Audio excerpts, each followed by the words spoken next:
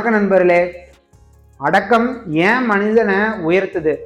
அதாவது இந்த திருக்குறள் 121 அதிகாரத்தில் இருக்கு. அடக்கம் அமரருள் உய்க்கும், அடங்காமை ஆறிருள் உய்த்து விடும். இதனோட எரிய பொருள் என்னன்னா, அடக்கம் ஒருவரை உயர்ந்த நிலைக்கு கொண்டு செல்லும். அடக்க இன்மை வாழ்க்கையில இருள் நிறைந்த பாதைக்கு உங்களை கொண்டு செல்லும். அதாவது கோபம் வந்த உடனே நீங்க பதில் சொல்றது, ஆசை வந்தனும் அதை உடனே செயல்படுத்துறது, யாராவது உங்களை விமர்சிச்சுட்டா உடனே நீங்க எதிர்த்து பேசுறது, இது எல்லாமே ஒரு நிமிட உணர்ச்சியோட விளைவுகள் தான். இப்போது நான் எப்படி நடந்து கொள்ள வேண்டும் அப்படின்னு சிந்திப்பது தான் செல்ஃப் கண்ட்ரோல். திருவள்ளுவர் பல நூற்றாண்டுகளுக்கு முன்பே அடக்கத்தோட முக்கியத்துவத்தை பத்தி சொல்லியிருக்காரு. இன்னைக்கு நம்ம திருக்குறளையோட சேர்த்து நவீன சைக்காலஜியும் சேர்ந்து பார்க்கலாம். அதை பற்றி தான் நான் உங்களுக்கு இந்த வீடியோவில் எக்ஸ்பிளைன் பண்ணியிருக்கேன். நான் உங்களோட மைண்ட் வித் சதீஷ். டெய்லி உங்களுக்கு ஒரு சைக்காலஜிக்கல் ஃபேக்ட்ஸ் சொல்லிட்டு இருக்கேன். உங்களுக்கு ஒரு டெய்லி ஒரு சைக்காலஜிக்கல் ஃபேக்ட்ஸ் வேணும்னா நீங்கள் என்னை லைக் அண்ட் ஃபாலோ பண்ணிட்டு நீங்கள் என்னை அப்படியே சப்ஸ்கிரைப்பும் பண்ணிக்கோங்க. இதில் ஃபஸ்ட்டு ஒன் என்னன்னா, செல்ஃப் கண்ட்ரோல்னா என்ன? அதாவது செல்ஃப் கண்ட்ரோல் என்பது உணர்ச்சிகளை முழுமையாக அடக்கி வைப்பது மட்டும் அல்ல, உங்களுக்கு கோபம், ஆசை அல்லது ஏமாற்றம் போன்ற உணர்ச்சிகள் வந்தாலும் உடனடியாக நீங்கள் செயல்படாமல் நமது நீண்ட கால நன்மையை நீங்கள் கருத்தில் கொண்டு செயல்படுற ஒரு திறன், அதுதான் செல்ஃப் கண்ட்ரோல். இதில் செகண்ட் பார்ட் என்னன்னா, ஏன் செல்ஃப் கண்ட்ரோல் ரொம்ப கடினமாக இருக்குது?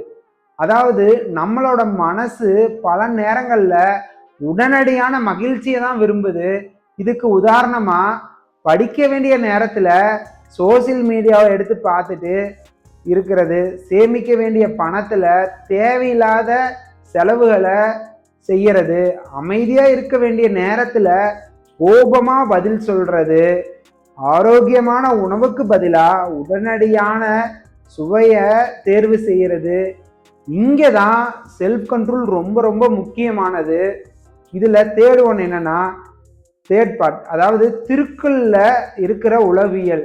அதாவது அடக்கம் அமரருள் உய்க்கும் அப்படின்னு திருவள்ளுவர் என்ன கூறுறாருன்னா, இதை நவீன வாழ்க்கையோட இணைத்து பார்த்தோம்னு வைங்க, நமது உணர்ச்சியை உடனடியாக தூண்டுகிற எல்லாத்தையும் நிர்வகிக்கிற ஒரு திறன், நமது உறவுகள், நம்மளோட படிப்பு, நம்மளோட வேலை மற்றும் நம்மளோட இலக்குகளை நம்ம அடைகிற தேவைகளும் கூடும். இதில் ஃபோர்த் பார்ட் என்னன்னா, செல்ஃப் கண்ட்ரோல் இல்லாத போது என்னென்ன நடக்கும்? கோபத்தில் நீங்கள் தவறான வார்த்தைகளை கூட பேசலாம், அவசரமாக ஒரு முடிவை எடுத்துறது, தேவையில்லாத செலவுகளை நீங்கள் செய்யறது, முக்கியமான வேலைகளை விட்டுட்டு டிஸ்ட்ராக்ஷனுக்கு போயிடுறது, அதுலேருந்து டிஸ்ட்ராக்ட் ஆகி போயிடுறது, பின்னாடி வருத்தப்படுற செயலில் கூட நீங்கள் செய்யலாம். ஒரு நிமிடம் உணர்ச்சி சில நேரங்களில் நீண்ட கால விளைவுகளை கூட ஏற்படுத்தலாம். இதில் ஃபிஃப்த் பார்ட் என்னன்னா, செல்ஃப் கண்ட்ரோலை எப்படியெல்லாம் நம்ம வளர்த்துக்கிறது. அதாவது பாஸ் செய்ய நீங்கள் பழகணும். உணர்ச்சியை அதிகமாக இருக்கும்போது உடனடியாக நீங்கள் பதில் சொல்லாமல் கொஞ்ச நேரம் டைம் எடுத்துக்கொள்ளலாம். அப்புறம் நீங்கள் ட்ரிகரை புரிந்து கொள்வது. எந்த சூழ்நிலையிலும் நீங்கள் கட்டுப்பாட்டை எப்பவுமே இழக்கக்கூடாது.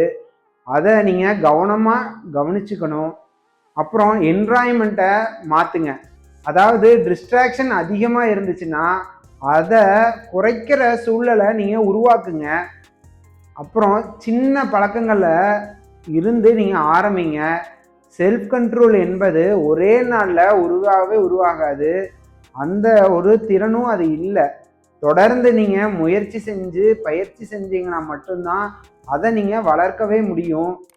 நீண்ட கால இலக்கை நினைவில் கொள்ளுங்க.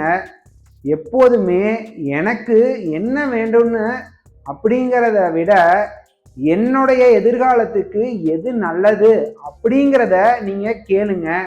இதில் ஃபைனலாக நான் உங்களுக்கு என்ன சொல்கிறேன்னா, திருவள்ளுவர் சொன்ன அடக்கம் என்பது அமைதியாக இருக்கிறது மட்டுமே அல்ல, நாம் நம்மளோட செயல்களில் இருந்து தேர்வு செய்கிற ஒரு திறன். உலகத்தையே கட்டுப்படுத்த முடியாம கூட அது இருக்கலாம், மற்றவங்களை கட்டுப்படுத்த முடியாமலும் இருக்கலாம். ஆனா நம்மளுடைய செயல்களை கட்டுப்படுத்த ஃபர்ஸ்ட் நம்ம கற்றுக்கொள்ள முடியும். அதைத்தான் இது உங்களுக்கு ஒரு உண்மையான பலமும் கூட. அதனால உங்களை ஃபர்ஸ்ட் கட்டுப்படுத்த நீங்க கத்துக்கங்க. இந்த மாதிரி டெய்லி உங்களுக்கு ஒரு சைக்காலஜிக்கல் ஃபேக்ட்ஸ் வேணும்னா உங்களோட மைண்ட் வித் சதீஷை நீங்கள் லைக் அண்ட் ஃபாலோ பண்ணிட்டு நீங்கள் அப்படியே சப்ஸ்கிரைப்பும் பண்ணிக்கோங்க. Thank you friends.